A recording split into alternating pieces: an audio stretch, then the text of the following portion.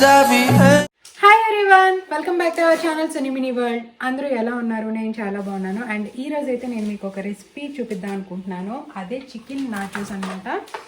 అది కూడా సింపుల్గా, అంటే వైట్ సాస్, బార్బిక్యూ సాస్, ఇవే సాస్లు లేకుండా సింపుల్గా ఇంట్లో మన స్టైల్లో, చెప్పాలంటే ఇండియన్ స్టైల్లో, ఆ స్టైల్లో ఎలా ఈజీగా చేసుకోవచ్చు అండ్ హెల్తీగా కూడా ఎలా చేసుకోవచ్చు అనేది చూపిస్తున్నాను అనమాట ఈరోజు. సో ఇది నేను ఎలా తయారు చేశాను అనేది ఒక్కసారి వీడియోలోకి వెళ్ళి చూసి వచ్చేయండి. నేను మళ్ళీ మిమ్మల్ని కలుస్తాను. చికెన్ నాచోస్ చేసినాం కాబట్టి ఆబ్వియస్లీ మనకు కావాల్సింది చికెన్. దానికోసం నేను ఇక్కడ బోన్లెస్ చికెన్ తీసుకుంటున్నాను. బ్రెస్ట్ టెండర్స్, మీ ఇష్టం. బోన్లెస్ చికెన్ మీరు ఏదైనా తీసుకోవచ్చు. బోన్లెస్ అయితే తినేటప్పుడు కొంచెం మనకి ఈజీగా ఉంటుందన్నమాట.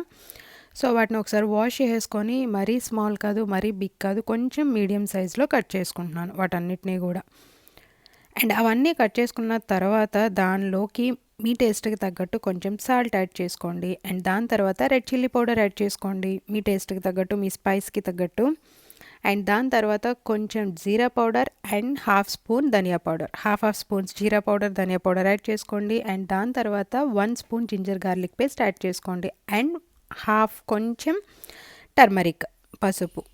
దాని తర్వాత గరం మసాలా లేకపోతే చికెన్ టేస్ట్ బాగోదన్న ఫీలింగ్ అనమాట. సో 1 స్పూన్ అంత గరం మసాలా యాడ్ చేసుకొని అవన్నీ కూడా చికెన్కి బాగా పట్టించి కలుపుకొని మూత పెట్టుకొని ఒక పక్కగా పెట్టేయండి.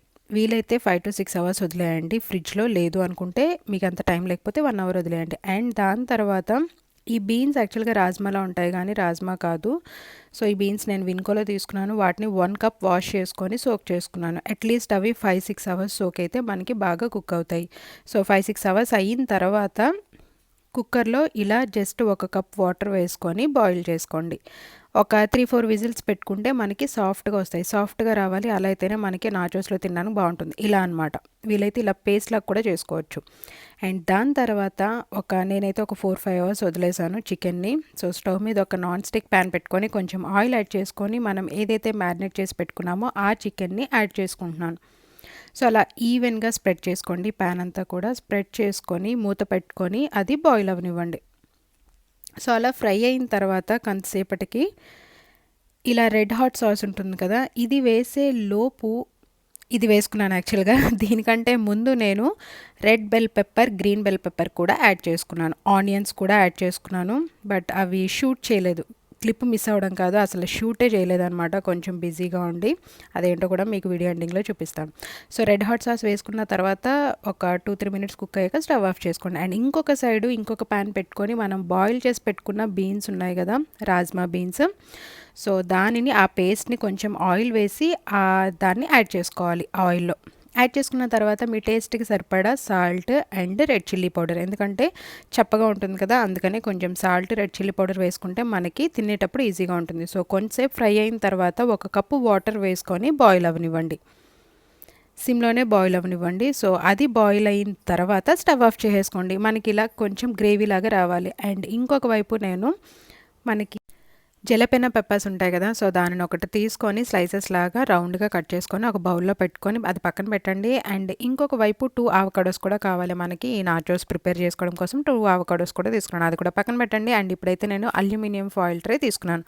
దానిలోకి నేను యూజ్ చేస్తున్న నాచోస్ అయితే ఇవన్నమాట, restaurant style thin and crispy. ఇవి నేను విన్కోలో తీసుకున్నాను.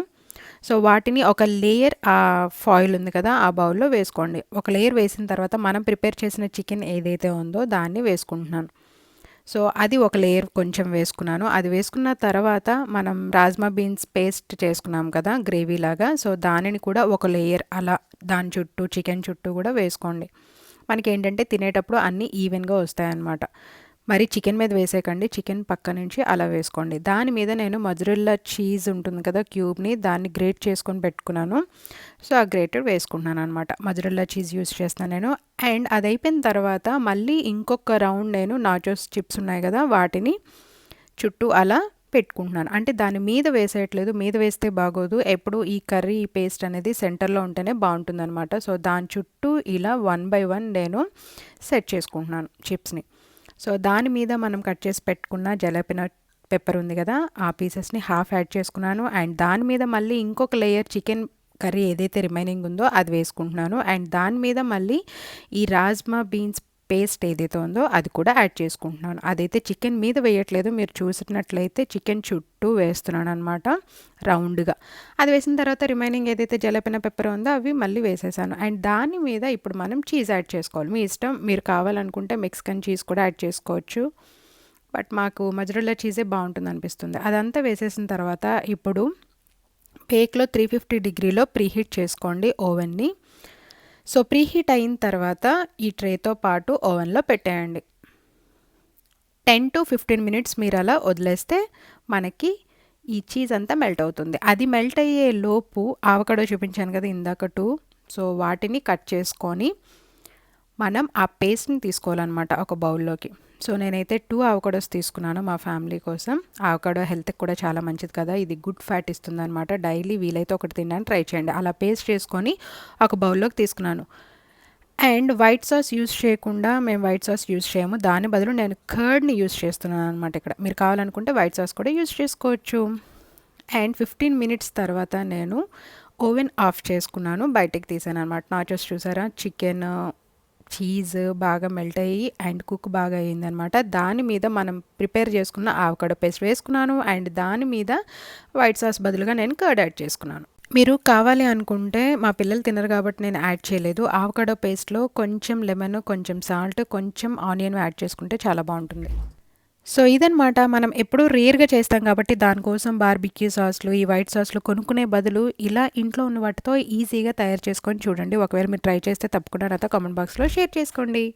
చూసారు కదా, ఇలా తయారు చేశాను అనమాట. ఇప్పుడు ఈ నాచోస్ టేస్ట్ చేద్దాం. టేస్ట్ చేసే ముందు నేను ఫస్ట్గా ఎక్కడ తిన్నానంటే డౌన్ టౌన్లో తిన్నాను, ఒక రెస్టారెంట్లో. నాకు బాగా నచ్చింది. దాని తర్వాత ఒక 2 times నేను ట్రై చేశాను, బాగుంది అనిపించింది. అండ్ మళ్ళీ ఇప్పుడు ట్రై చేశాను అనమాట. సో మీరు కూడా ట్రై చేయండి. ట్రై చేసి ఎలా వచ్చింది అనేది నాతో కామెంట్ బాక్స్లో తప్పకుండా షేర్ చేసుకోండి.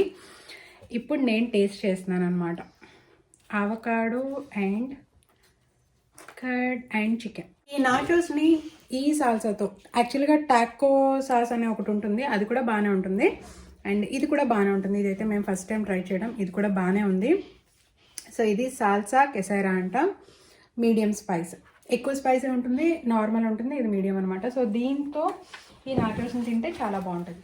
సో అదనమాట ఇవాళ వీడియో. మీరు ఒకవేళ ట్రై చేస్తే నాతో కామెంట్ బాక్స్లో తప్పకుండా షేర్ చేసుకోండి. మీకు ఒకవేళ వీడియో నచ్చినట్లయితే లైక్ చేయండి, షేర్ చేయండి, కామెంట్ చేయండి and subscribe my channel Sunny Mini World. So ఇప్పుడు మా ఫ్యామిలీ అంతా కూడా ఇది తినేస్తామన్నమాట. Take care, bye. So next video అయితే కొత్త ఐరన్ స్టాండ్ అండ్ ఇల్లంతా కొంచెం క్లీన్ చేసామన్నమాట. ఎలా చేసాము ఏంటి అనేది షేర్ చేసుకుంటాను. ఇది ఎక్కడ ఆర్డర్ చేశాను అనేది కూడా, ఎలా యూస్ చేస్తున్నాం అనేది కూడా షేర్ చేసుకుంటాను. యాక్చువల్గా ఈ క్లీనింగ్ పనిలో ఉండి నేను చికెన్లో పెప్పర్ యాడ్ చేసింది షూట్ చేయడం మర్చిపోయాను అనమాట. అది సంగతి.